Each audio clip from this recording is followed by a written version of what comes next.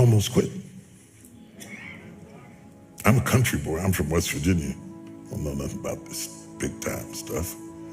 I never even asked to be big. I wanted to be effective, not famous. Famous is the consequences of being effective. I didn't know nothing about being famous and I didn't like it.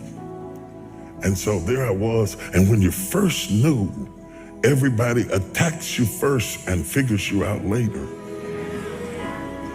And the first time I was in the Washington Post, the article was so vicious it made me nauseous. I was so shocked that you could say that stuff about somebody you didn't even know based on assumptions and a little bit of this and a little bit of that. They piece it all together and you don't get to say anything back. So I decided I don't want this.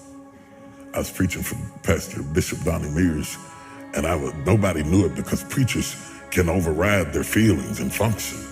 I preached, the place was on fire, but inside I want to quit.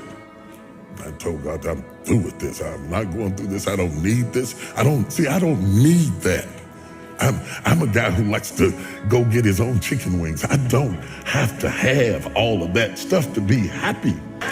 So I thought, I'm not doing this no more. I'm not doing it. I'm not doing this. I'm not doing this because I don't need this and I didn't ask for this. I'm only doing this because of what happened in my life, of the circumstances that happened in my life. He put me on stage. I didn't ask for it. And when I saw how much it cost, I thought, you can have that right back here. You have that right back up in here. I don't need it. So I was mad inside and I was hurt. And I stayed up in the fellowship with the pastors because I didn't want to go back to my room and sulk in my own sorrows. And they said, there's a lady downstairs waiting to see you. The service was over and the fellowship was over and the pastor was starting to leave. I was trying to outwait her. I thought she'd give up and leave. And when I finally came down the steps, she was there. And she was just a willowy bit of a woman. And she said, Bishop Jakes, she said, I've been in the hospital.